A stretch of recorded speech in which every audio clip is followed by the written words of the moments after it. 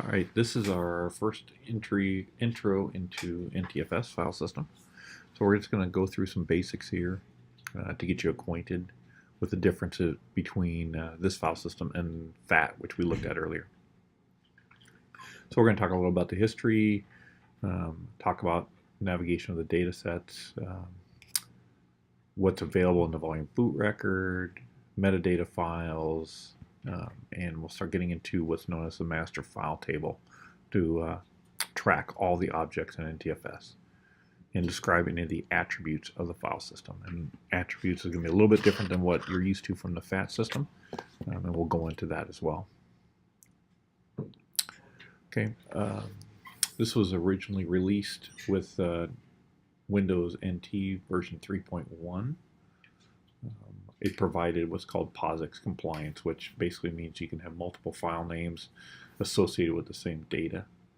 You can differentiate between upper and lowercase names, and then provide additional dates and times. So these are just some of the things that were required for this POSIX compliance, in which NTFS supplies. It also provides the ability to add permissions for different users for different file levels. The current version of NTFS is 3.1. Don't confuse that with the version of Windows. This is the file system version, and it's been available since Windows XP. So it's been around for quite some time. Okay. Now, looking back, and this is just to review what we previously learned with FAT. Remember, we had two different copies. In FAT32, we had two copies of the volume boot record, and then you had two different copies of the FAT, and that made up the system area of the drive. And then starting with cluster 2, you had the root directory and all the data, and that was the data area of the drive. With NTFS, everything is a file. So there is no system area in the partition. It's all data area. And so system information includes the volume boot record, the directory, any tracking of clusters. That's all included in files, not in a separate system area. So, if we look at our drive as all just data area, again, everything in here is going to be considered as a separate file. And we'll go through more information about this. Again, in comparison, you can see maximum number of files in NTFS is unlimited compared to FAT.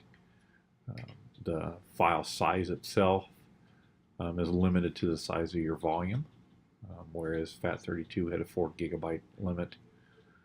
Our starting clusters in NTFS all start with 0, so we're being more consistent in our computer numbering system.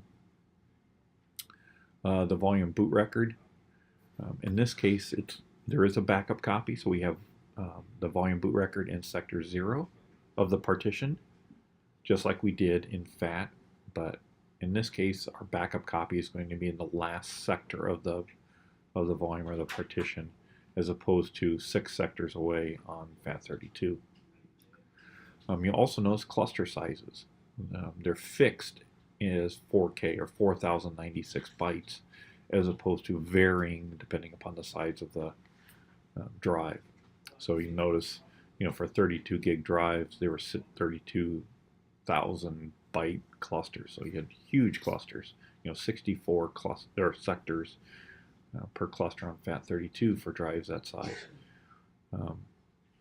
We don't have that in NTFS. Okay? So those are just some of the comparisons that we have between the two. So we're going to start looking at more of the details as we get farther into it.